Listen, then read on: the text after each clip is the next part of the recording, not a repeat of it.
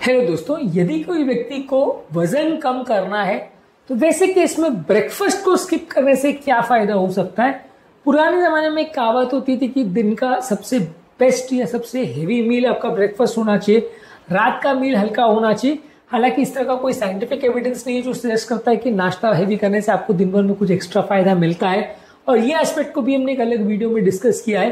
लेकिन आज हम बात करेंगे कि ब्रेकफास्ट को स्किप करने से क्या फायदा होगा। यदि आप इंटरमिटेंट फास्टिंग या टाइम रिस्ट्रिक्टेड ईटिंग या कोई भी तरह का डाइटिंग स्ट्रैटेजी कर रहे हो तो इसमें ब्रेकफास्ट को मिस करने से आपको किस तरह से फायदा मिलेगा, ये सारी चीजों पर आज हम बात करेंगे।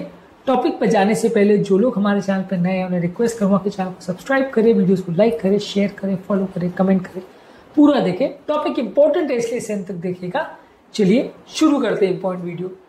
सबसे पहले तो ये समझना जरूरी है कि ब्रेकफास्ट आप मिस करने से, जो अगर आप फास्टिंग कर रहे हो तो आप जितने घंटे खाली पेट है उसको प्रॉपर्ली बढ़ा सकते हैं, और ब्रेकफास्ट कम करके आप एक कैलोरी डेफिसिट क्रिएट कर सकते हैं। ऑब्वियसली किसी भी तरह के फास्टिंग में जरूरी है कि आप एक कैलोरी डेफिसिट स्टेट क्रिएट करें जहां पे दिन भर में जितना आप कैलोरी खर्च कर रहे हो उसके कंपैरिजन में बॉडी में कम कैलोरी जाए।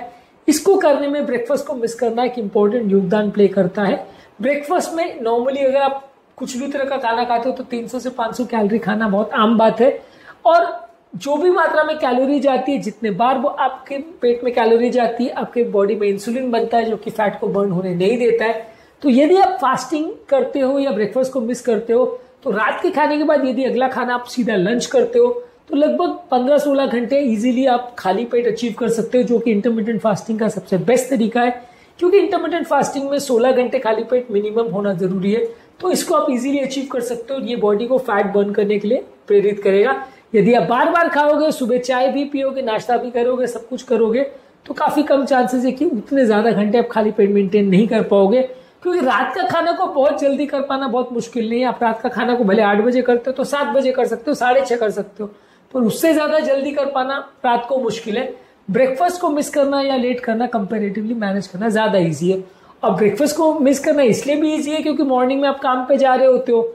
वर्किंग पर्सन के लिए नाश्ते को मिस करके काम पे जाना काफी कंपैरेटिवली इजी होता है एज कम्पेयर टू डिनर को मिस करके पूरी रात आप घर पे रहते हो।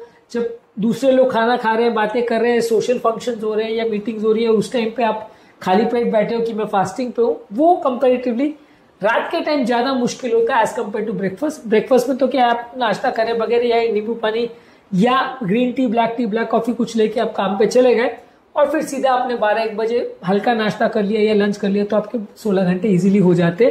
तो कंपैरेटिवली ये करना ज्यादा इजी और इंटरमिटेंट फास्टिंग को मेंटेन करना इससे ज्यादा इजी हो जाता है।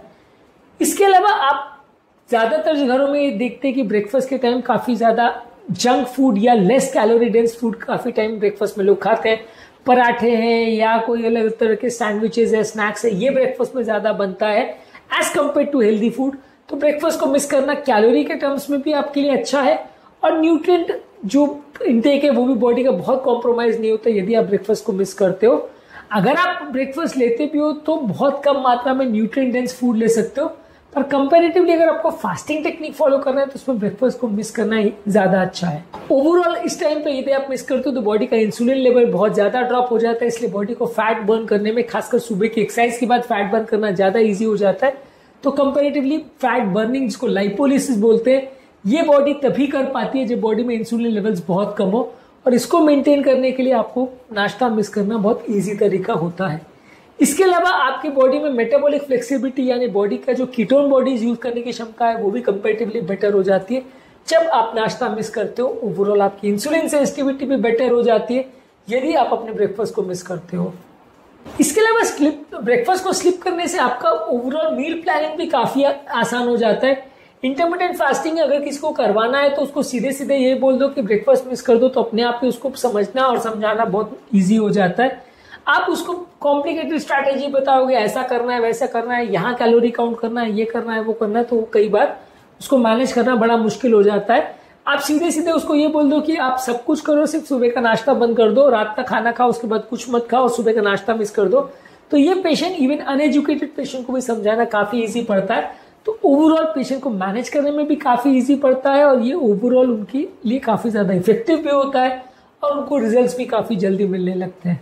काफी केसेस में, काफी घरों में देखा गया है कि सुबह का नाश्ता काफी ज्यादा प्रोसेस्ड और अनहेल्दी होता है, खासकर ऐसी जगह पे जहाँ पे लोग कॉर्नफ्लेक्स, मूसली या अलग अलग तरह के सीरियल्स शुगर वाले खाते हैं, ये सारी चीजें बहुत ज्यादा अनहेल्दी होती है। ब्रेकफास्ट के टाइम लोग कैफिनेटेड बेवरेजेस जैसे चाय कॉफी भी काफी लेते हैं, जूस वगैरह भी लेते हैं, जो भी अपने आप में काफी अनहेल्दी है।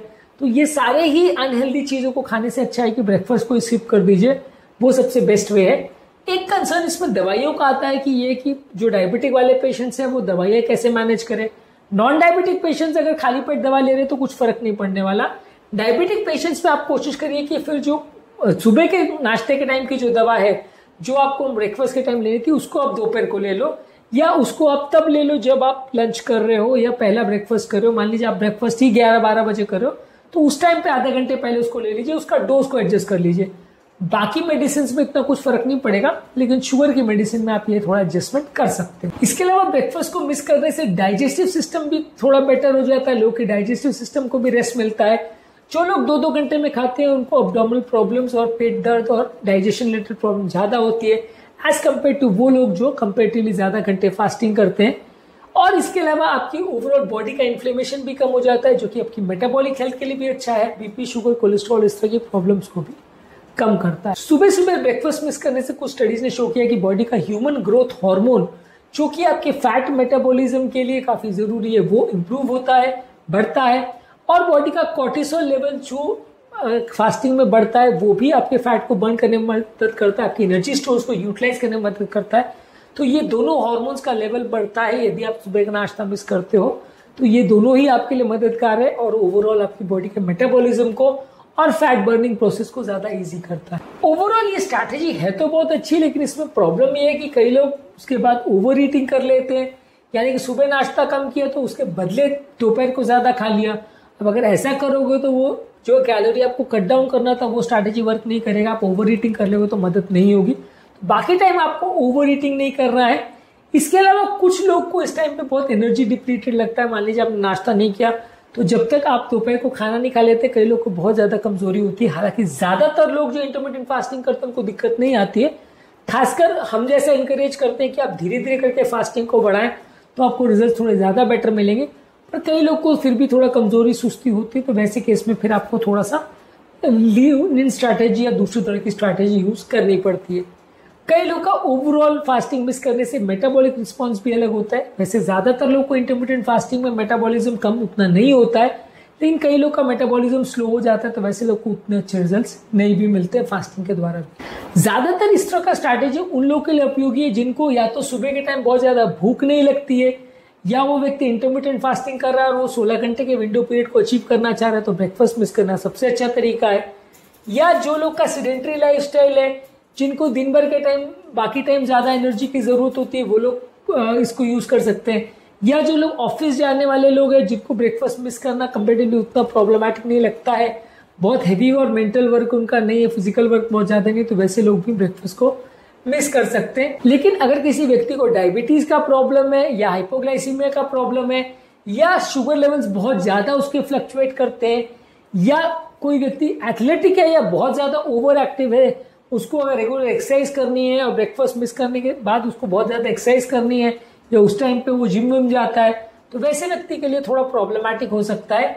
इसके अलावा प्रेग्नेंट और ब्रेस्ट फीडिंग फीमेल्स के लिए भी ये थोड़ा क्वेश्चन का इशू हो सकता है, क्योंकि प्रेगनेंसी में भी ये काउंटर प्रोडक्टिव हो सकता है और बच्चे का शुगर लेवल्स कम हो सकता है, बच्चे को प्रॉब्लम हो सकती है।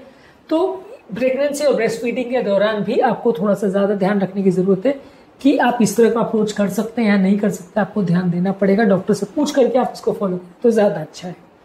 आज के टॉपिक में हमने बात करी कि यदि किसी व्यक्ति को वजन कम करना है तो नाश्ता मिस करने का अप्रोच कैसा है और क्या वेट लॉस करने में किस तरह से मददगार है, किन लोग को करना चाहिए, किन लोग को नहीं करना चाहिए, क्या इस अप्रोच के फायदे हैं, क्या इस अप्रोच के नुकसान है, इन सारी चीजों को शॉर्ट में हमने बात किया। ओवरऑल इंटरमिटेंट फास्टिंग पर हमने और भी बहुत सारे वीडियोस किए, पूरा एक चैनल ही फास्टिंग पर है।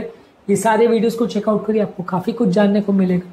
टॉपिक एंड करने से पहले जो लोग हमारे चैनल पर नए हैं उन्हें रिक्वेस्ट करूंगा कि चैनल को सब्सक्राइब करें, वीडियोस को लाइक करें, शेयर करें, फॉलो करें, कमेंट करें पूरा।